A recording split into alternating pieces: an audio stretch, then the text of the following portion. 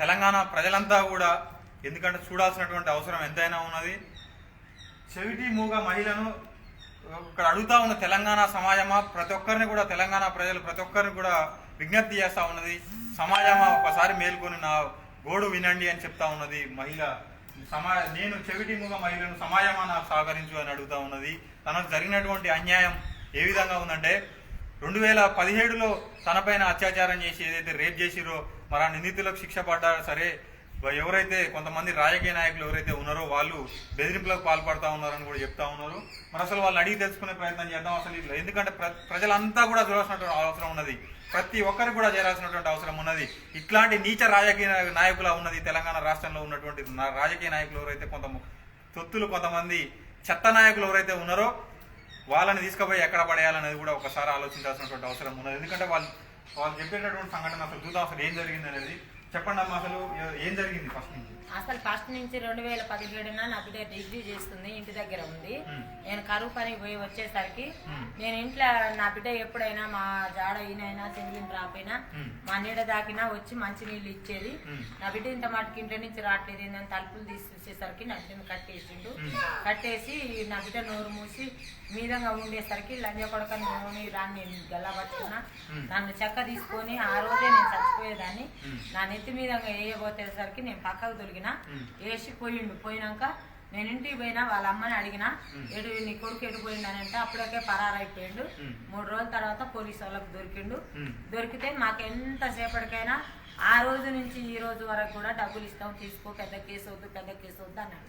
అంటే నేను ఎంత సేపటికైనా పెద్ద కేసే కావాలి, నా బిడ్డ ముగిది ఇలా వీడే అయింది, రేపు ఇంకేమైనా అవుతుంది, నాకు వద్దు, అసలు నేను న్యాయం కోసం నా బిడ్డ ముగిది కాబట్టి నాకు ఎడితిరిగి కేసే కావాలని ఆ రోజు నుంచి ఈ రోజు వరకు కేసే కావాలి. 7 సంవత్సరాల నుంచి అయితే కేసే కావాలన్నా దాని ఫైనల్ ఎప్పుడు వచ్చినా కానీ నేను కేసే కానీ డబ్బులు అయితే తీసుకోను అన్నది. అన్నాక ఒక రోజు వచ్చి ఆ సర్పంచ్ గారు 2 లక్షలు ఇస్తారు, మొగాన పడదేమిటే అప్పులు ఉన్నాయి, ఆమెకు పెళ్లి చేసింది. సర్పంచ్ శ్రీనివాసరెడ్డి, మా గ్రామం అనాజపురం గ్రామమే, శని శ్రీనివాసరెడ్డి. 2 లక్షలు మొకాన కొడితే మడ గురుచుకుంటూ వచ్చి మా డబ్బులకు ఆశ పడుతుందని అన్నాడు. అన్నా గానీ 2 లక్షలు బిడ్డ ఉన్నప్పుడు పెళ్లి చేసినప్పుడు చదివించినప్పుడు ఎవరికైనా అప్పే ఉంటది. 2 లక్షలు నాకు లెక్క కావు, నాకు డబ్బులు వద్దు, నాకు కేసు కావాలి అని చెప్పిన. అయినా ఆయన నాకు తరపున రాలేదు, ఎంతసేపడుకున్నా నా తరపున మాట్లాడతలేదు సర్పంచ్ కాబట్టి. అసలు మేము గెలిపించినాం, అసలు ఆ నిందితుడు కాంగ్రెస్, అప్పుడు కాంగ్రెస్ పార్టీలో ఉండి ఆయన కోట్లు పడకుండా చేసినా కానీ మేము అధిక మెజార్టీతో మేము గెలిపించినాం. మేము గెలిపించినా కూడా ఇప్పుడు మాకు సహకరిస్తలేదు. పుట్టకిషోర్ అయినా ఆయన అయినా ఇద్దరు కలుపుకొని, పుట్టకిషోర్ సూర్యాపేట వైస్ చైర్మన్ ఆయనకు ఈయనకు మా సావాసం మరి ఎట్నో కానీ నాకు జాబ్ ఇస్తానన్నట పుట్టకిషోర్. అయితే మా మాట దేనికి ఇస్తారంటే రాజు పడితే ఇస్తాం, ఆయన బయటకు తీయాలి. ఈ కేసు విషయంలో రాజు పడితే నీకు డబ్బులు ఇస్తాం, 10 లక్షలు ఇస్తాం, జాబ్ ఇస్తాం అంటే జాబ్ వద్దండి నా బిడ్డ ఇంతవరకు. టీఆర్ఎస్ పార్టీకి సంబంధించిన. అయితే నువ్వు డబ్బులు తీసుకో, జాబ్ నేను ఇస్తా, 10 లక్షలు నేను ఇప్పిస్తా, ఆయన పుట్టకిషోర్ జాబ్ ఇప్పిస్తానని, సర్పంచ్ 10 లక్షలు ఇప్పిస్తానని. అయితే మేము ఇనుకోనన్నాం. అయితే నా బిడ్డ అత్తగారింటికి పోయి కూడా నీ బిడ్డ మీ అత్త ఇనుకోవట్లేదు, నీ బిడ్డకు నీకు మూగిదాన్ని ఎంటగట్టింది కాబట్టి మీ అత్త కూడా నీకే సంసారం చేస్తుందేమో అని కూడా మా అల్లుని మా ఇంటికి దోలేదు. నీ బిడ్డ చెవిటిది కాబట్టి నేను ఇంకో పెళ్ళి అయినా చేసుకుంటా, నీకు నాకు సంబంధం పెట్టుకుందామని కూడా మమ్మల్ని అడిగితే ఆ మాట అడిగిండని కూడా మా ఇంటి అంకల రాబాకు అని అన్నాం. ఇంతవరకు ఆ పిల్లలకు తండ్రి సహకారం, తండ్రి సాయం కావాలి, వాళ్ళకి తండ్రి ఇంతవరకు వచ్చేది లేదు. ఎంత కాడికి దిగజారాలనో ఎంత కాడికి చెడగొట్టాలనో అంత కాడికి చెడగొడతామో ఆమె డబ్బులు తీసుకోవట్లేదు కాబట్టి మా మాట వినలేదు కాబట్టి అని అంటారు వాళ్ళు. టీఆర్ఎస్ పార్టీ మాకు బలం ఉంది, మేము ఎంతసేపటికైనా మేము తీసుకొస్తాం, వాడిని తీసుకొస్తాం. మేము ఏమని మాత్రం ఎంత కాడికి దిగజారాలనో అంత కాడికి దిగజారుతుంది, చెడిపోయేది ఆమె అంటారు.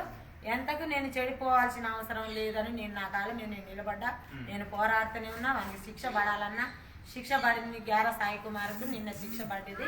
ఆయన 11 సంవత్సరాలు జైలు శిక్ష పడ్డది. ఆయనది అనాజపురము. ఒక అమ్మాయిని సుస్మిత అనే అమ్మాయిని 11 సంవత్సరాల పిల్లని చిన్న పిల్లని రేప్ చేసిండు. 2018లో ఆ కేసు జరిగింది. మళ్ళా అవతల 2016లోనేమో మోత కేసు జరిగింది. మోతలో ఒక అమ్మాయిని లవ్ చేసి నిన్నే పెళ్లి చేసుకుంటాను మోసం చేసి ఆ అమ్మాయి తండ్రి వచ్చే ముందటనే ఆ అమ్మాయిని తలుపులేసి రేపు చేయకపోతే తండ్రిని చూసి ఆ పరుగుకు నూనె పోసుకొని నేను చస్తానంటే నేనే పోసిపోతానని ఆయనే పోసి చంపి వచ్చింది. ఆ అమ్మాయి కాలు చచ్చిపోయింది. ఆ అమ్మాయి మా అమ్మాయి ఇంకొక ముసలమ్మని యాక్సిడెంట్ చేసి ట్రాక్టర్ కింద వేసి తొక్కిచ్చాడు. నన్ను ఇప్పటికి 3 సార్లు ట్రాక్టర్ నా మీదకి ఎక్కబోయింది. చేను కాడ నుంచి వస్తుంటే కూడా నాకు బైక్ తలిగిపోయింది. 2 సార్లు నేను పక్కకు తలిగిన. 3 సార్లు నా మీదకి అటాక్ చేసిండు కానీ నేను తప్పించుకున్నా. అయినా ఇప్పటికి కూడా నేను జైలు చేయను. అట్లాంటి వ్యక్తులకి వీళ్ళు ఎందుకు సహకరిస్తా ఉన్నారు? వీళ్ళే సహకరిస్తారు. నా పరిస్థితి నా స్థితిగతి మొత్తం ఎరక ఆయనకు నాకు వాళ్ళకి వీళ్ళకు ఉన్న సంబంధం ఏంది? దొంగతనాలు చేసినా ఏయి చేసినా ఆయన అండ పెట్టుకొని వాళ్ళకి ఏది జరిగినా 10 మంది గుండాలు తీసుకొని రావటం, వాళ్ళ అవసరాల కొరకు ఆయన వాడుకుంటారు, వాళ్ళని నిలబెట్టుకుంటారు తప్ప మాట్లాడేళ్ళకు పేదవాళ్ళకు సాయం చేసే పరిస్థితి లేదు వాళ్ళిద్దరికి కూడా. మేము ఇంతవరకు జగదీష్ రెడ్డి దగ్గరికి పోలేదు, ఆ సార్ దగ్గరికి. ఇప్పటికే మేము సార్ దగ్గరికి పోవాలని మేము అనుకుంటున్నాం. ఎందుకంటే ఇప్పుడు ఆ పార్టీకి సంబంధించిన నాయకులు అని చెప్తా ఉన్నారు. మీరు ఒక ఆయన సూర్యాపేట మున్సిపల్ వైస్ చైర్మన్ అంటారు, మున్సిపాలిటీ వైస్ చైర్మన్ అంటారు, ఇంకొక సర్పంచ్ అంటా ఉన్నారు. నేను ఒక్కదాన్ని చేయబట్టి ఇంతవరకు పోలేకపోయినా నా బిడ్డను తీసుకొని ఇప్పటికైనా ఇంకా 4 రోజులకైనా సార్ దగ్గరికి నేను పోతా. జగదీష్ రెడ్డి గారి నుంచి నాకు సహకారమైన అండైనా దండైనా ఆయనే నాకు అన్ని నిలబడతాడని నేను ఆశ పెట్టుకుంటున్నాను. ఎందుకంటే ఇప్పుడు ఈ లైఫ్ ఖచ్చితంగా మంత్రి దగ్గరికి పోవాల్సిందే, పోతుంది కూడా. ఎందుకంటే ఒక సామాన్యులకు న్యాయం చేయాల్సినటువంటి బాధ్యత అతను ఉన్నది కాబట్టి మీరు మంత్రిని ఏం కోరుకుంటా ఉన్నారు?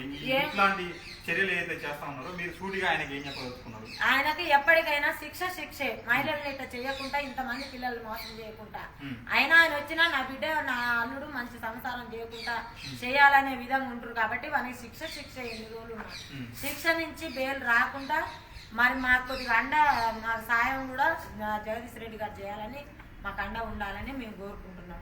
వారి నుంచి అయితే ఇది మాకు సాయం అయినా ఆయన శిక్ష పడ్డా మళ్ళా జైలు నుంచి రాకుండా బెయిల్ దొరకకుండా చేయాలని మేము జగదీష్ రెడ్డి గారిని కోరుకుంటున్నాం. చూస్తా ఉన్నారు కదా ప్రజలారా, ఇప్పుడు లైవ్ ఎందుకు పెట్టాల్సి వచ్చింది? ఖచ్చితంగా జనాలందరికి రీచ్ కావాల్సి వచ్చిందంటే ఒక చెవిటి మూవకు సంబంధించినటువంటి మహిళ ఏదైతే ఉందో అన్యాయం జరిగితే కొట్లాడుకుంటూ అంటే కోర్టులో న్యాయస్థానాల ముందు ఏదైతే న్యాయం కోసం వెళ్ళి ఎదుటి వ్యక్తులు డబ్బు ఆశ చూపినా సరే మాకు అవసరం లేదు, మాకు కావాల్సిన న్యాయం అని చెప్పి నిలబడ్డటువంటి మహిళలు ఇక్కడ కనిపిస్తా ఉన్నారు. ఎందుకంటే రేపన్నాడు మహిళలంతా కూడా ఆదర్శంగా తీసుకోవాలి. ఖచ్చితంగా న్యాయం జరగాలంటే అట్లాంటి వ్యక్తులు ఎవరైతే నిందితులు ఉన్నారో ఇప్పుడు ఆమె చెప్తా ఉంటే తెలుస్తుంది. ఆ నిందితుడు చంటి అంట, వాడు చంటి కాదు, వాడు సమాజం పాలిట ఒక రాక్షసుడు అయిపోయిండు. వాడు ఇప్పటికే 4గురిని హతమార్చిందంట. మహిళ 11 ఏళ్ళ చిన్నారి పైన కూడా గతంలో రేప్ చేసిందంట. ఇంకొకరి పైన కిరోసిన్ పోసి నిప్పంటించినటువంటి పరిస్థితి అని చెప్తా ఉన్నారు. ఒక వృద్ధురాల్ని ట్రాక్టర్తో దొక్కించి చంపినని చెప్తా ఉన్నారు. మరి అట్లాంటి నీచమైనటువంటి వ్యక్తులకు, రాక్షసులకు, రాబందులకు, నీచమైన కుక్కలకు సపోర్ట్ చేసుకుంటా ఈ సన్నాసులు ఎవరైతే ఉన్నారో మరి అట్లాంటి సన్నాసులు నిజంగా గనక అసలు మీకు ఈ వ్యక్తులు ఎవరైతే రాజకీయ నాయకులు అని చెప్తా ఉన్నారో మీకు గతంలో ఎక్కడ కలిసి మీకు డబ్బులు ఇస్తామని చెప్పి డబ్బులు మా ఇంటికి మనుషుల తోలిరు. నేను కోర్టు దగ్గరికి పోయి కూడా నేను సాక్ష్యం చెప్పుకుంటా అంటే 3 కార్లు వేసుకుని కూడా నా ఎమ్మడి పడ్డారు. నేను అయినా ఈనలేదు. వాళ్ళ ఆయన ఇక్కడికి వచ్చినాక సూర్యాపేటలకు వచ్చినాక కూడా మందు దాగి మధ్యాహ్నం షాప్ లో మందు దాగి కూడా వచ్చి బస్ స్టాండ్ దగ్గర నాకు అడ్డం తిరిగింది, నాకు నా భర్తకు. రారి మేము మా ఊరు ఆయన పెదనాగ అనేట ఆయనని అందరిని ఎంట పెట్టుకుని వచ్చి నాకు ఎమ్మడి పడ్డారు, కారు వేసుకుని ఎమ్మడి పడ్డారు. నేను చేను పోయినా ఎమ్మటే వచ్చిరు, నేను పనికి పోయినా ఎమ్మటే వచ్చిరు. నేను బెదిరిస్తానికి డబ్బులు తీసుకో, ఎంతసేపు ఉన్నా డబ్బులు తీసుకో, రాజుపడు సంతకం పెట్టి కేసు ఎంతో తీసుకోవాలి. నీ బిడ్డకు పెళ్లి అయింది, 2 పిల్లలు అయ్యారు, డబ్బులే తీసుకో అన్నారు. డబ్బులు నాకు అస్సలు అవసరం లేదు. నా బిడ్డ ఒక ఇంటికాడ సంసారం చేయాలి. భర్తతోటి సంసారం చేస్తుంటే వాడేమి జరుగును. నేను ఎక్కడనైనా డబ్బులు తీసుకోను, నా బిడ్డ కాలం మీద నా బిడ్డ బతకాలి అంతవరకే కానీ డబ్బులు నేను తీసుకొని ఈ కేసు మాకు చెయ్యను అని నేను ధైర్యంగా నిలబడి నేను పోరాడుతున్నాను. ఇక అంతవరకు మన మంత్రి గారి నుంచి సాయం కావాలి.